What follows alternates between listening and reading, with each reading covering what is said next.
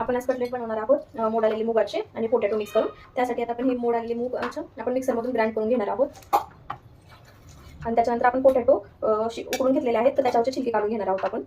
आणि हे सर्व मिक्सरमधून ग्राइंड करून आपण आज कटलेट बनवणार आहोत. हे का आपण मोड आलेले मूग आता मिक्सरमधून ग्राइंड करून घेतलेलं आहे. त्यामध्ये थोडंसं मी हिरवी मिरची पण ॲड केली होती.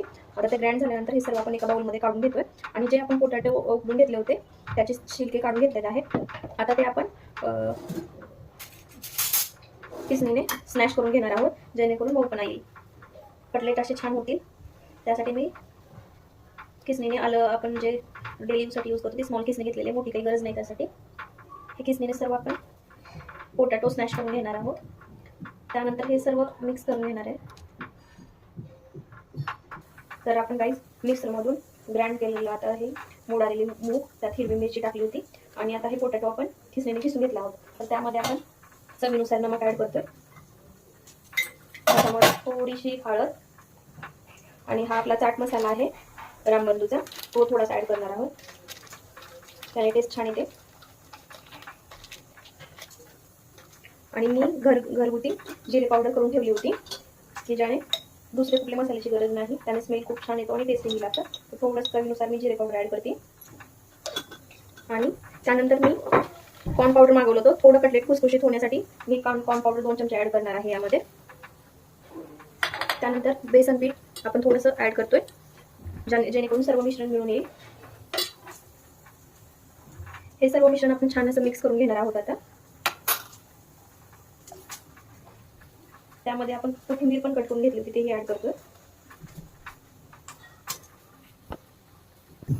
तर गाईज आपण हे सर्व मिश्रण मिक्स करून घेतलेलं आहे आणि आता आपण पॅन ठेवलेला आहे. तर पॅन गरम झाल्यानंतर आपण हातावरती थोडंसं ऑइल लावून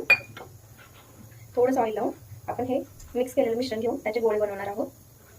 आणि त्या गोळ्याला थोडासा असा शेप देऊन आपण ऑइल गरम झाल्यानंतर पॅनमध्ये सोडणार आहोत. तर आपले मोड आलेले मुगाचे आपले कटलेट हे रेडी होतील.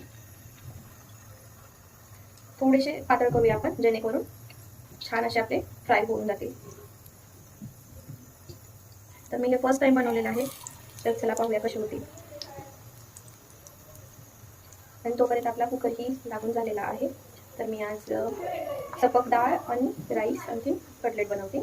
आणि छान असं पाऊस पडतोय त्याच्यामुळे आज म्हटलं काहीतरी नवीन ट्राय करूया. तर आपले हे कटलेट टाकून झालेले आहे पॅनवरती. तर आपले सर्व पॅनमध्ये कटलेट टाकून झालेले आहेत. तर मग आपण याला आता जे फ्राय झालेत त्याला पलटून घेऊया एक दुसरी साईडने.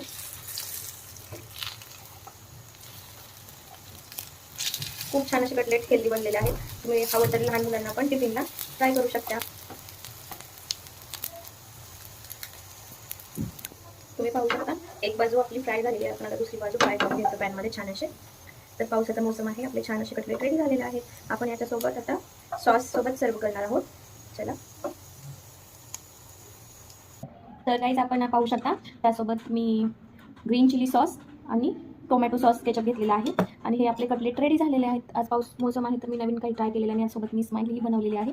तर मग चला आपण माझ्या मिस्टरांना ही डिश देऊया आणि पाहूया कशी झाली आहे.